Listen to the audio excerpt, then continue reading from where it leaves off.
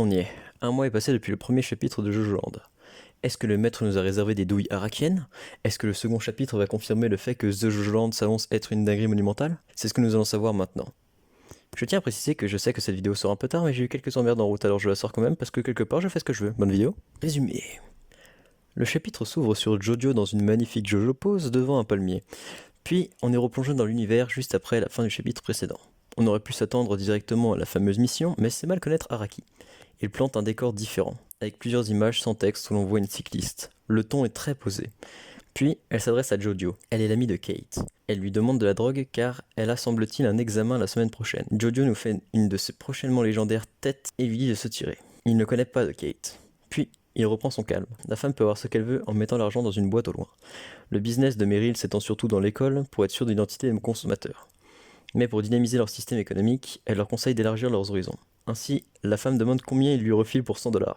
Jojo lui dit de donner l'argent, elle verra après. Mais elle continue de demander. Elle lutte contre le mécanisme.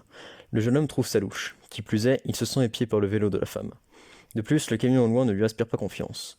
Pour le mettre en confiance, celle-ci lui annonce un nouveau mécanisme de ce monde. Les policiers ne peuvent pas mentir sur une vidéo, sous peine que celle-ci soit inutilisable devant un tribunal. Ainsi, à la question « Êtes-vous de la police ?», un policier serait obligé de répondre non.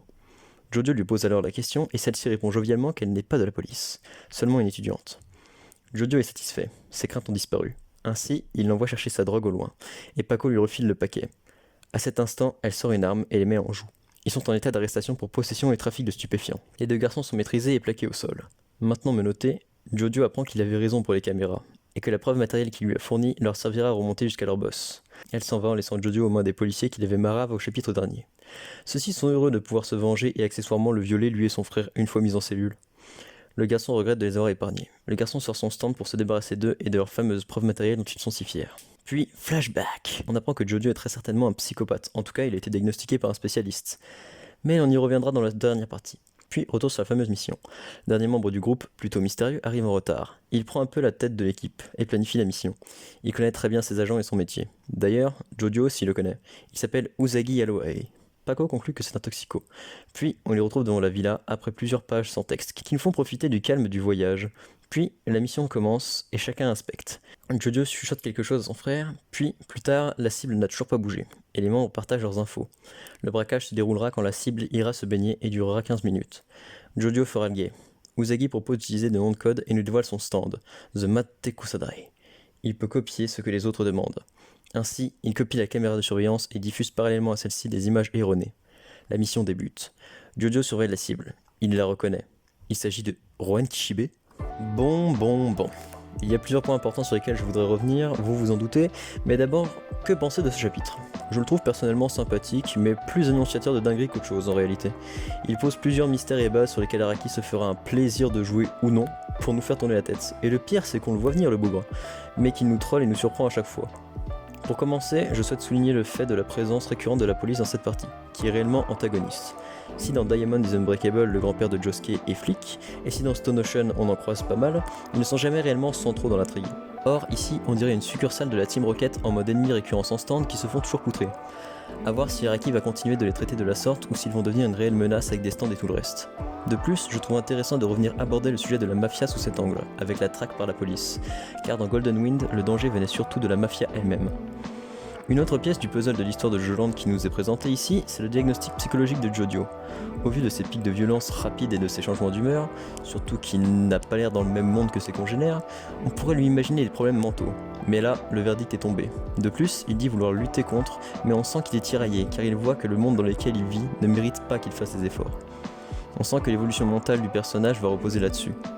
Parlons maintenant du stand. On a découvert un nouveau stand qui m'a l'air intéressant, surtout vu le métier de la personne qui l'utilise. Mais le mystère reste épais autour de ce perso. Pareil, j'attends de voir la suite. De même, je me demande si le stand a une forme physique et quelle importance prendra le fait qu'il ne puisse pas l'exploiter seul. Après, on n'est jamais à l'abri d'un Araki Forgot. Pour rester dans les stands, au dernier chapitre, j'avais pas réellement compris, alors que c'était pourtant très clair, que le stand de Jojo faisait pleuvoir et que les gouttes de pluie faisaient des trous dans ce qu'elle touchait. En somme, un stand passe partout, un peu comme la plupart des Jojo. Mais franchement, hâte de voir ce qu'Araki va faire et avec quel type d'ennemi il va lui opposer. D'ailleurs, en parlant de mystère et de ce qu'Araki va faire avec les indices et choses qu'il a postés, nous sommes en droit de nous demander si Jojo a vraiment dit à son frère ce qu'il a dit aux autres, dans le sens où Est-ce que la scène est ici pour montrer l'infiltration, de même que les autres images, ou est-ce que Jodio a fait remarquer à son frère quelque chose à propos du mystérieux quatrième homme de leur team? D'ailleurs, parlons quelques instants de ces pages avec une avalanche de dessins et sans bulles, qui nous font ressentir le calme d'Hawaï. On se sentirait presque en vacances. La scène dans la voiture, ou même l'ouverture du chapitre avec la flic en vélo, nous donne une impression de légèreté, semblable aux vacances à la plage. Bon, je vais finir par parler de la grosse dinguerie dont on a tous envie de parler, et ce que tout le monde retient du chapitre, Rohan. Alors, je suis certainement pas le mieux placé pour en parler, ou pour analyser, mais en tout cas, c'est une dinguerie monumentale qui redéfinit peut-être tout Jojo. C'est le seul personnage à, en plus de son nom, garder son apparence. Déjà que pour le nom, la plupart restent des easter eggs, et même Jonathan se fait appeler Johnny. Mais Rohan reste le même. Plusieurs mystères subsistent, et mettent nos cerveaux en ébullition.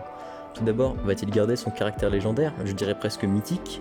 Pour ma part, je pense que oui, car cela montre que le mangaka est le seul à pouvoir faire ce qu'il veut de son histoire et avoir une liberté multidimensionnelle. Ensuite, va-t-il rejoindre les protagonistes ou juste faire un caméo? Là, je pense pour un entre-deux. Ensuite, a-t-il le même stand, mais surtout, est-il possible que ce soit le même Rohan que celui de l'univers original? Et est-ce que cela est le début de la conclusion de la saga Jojo? Une sorte d'idée d'Araki pour conclure l'intégralité de son œuvre avec une réelle fin, non pas à la partie, mais à la saga? Et peut-on croire au fait que d'autres personnages vont voyager dans ces dimensions? Est-ce que le nom The Jojo Land viendrait de là? Beaucoup d'extrapolations. Pour ma part, je vois mal comment tout cela pourrait se combiner avec l'histoire de Jojo. En bref, comme d'habitude, à la suite de la lecture d'un nouveau chapitre de Jojo, plus de questions que de réponses. Mais on sent réellement que Araki va nous faire kiffer. Et partir toujours plus loin, et toujours tester les limites de son art et de son média. Cette vidéo touche à sa fin. Je sais que je la sors un peu tard, mais avec tout ce qu'il y a eu dans ce chapitre, je ne pouvais pas m'abstenir de donner mon avis et mes impressions. J'espère que cela vous a plu, et que certains d'entre vous me partageront leurs théories, impressions, ou encore les erreurs que je fais. En tout cas, c'est toujours un plaisir, je me suis bien fait kiffer, je vous dis à la semaine prochaine.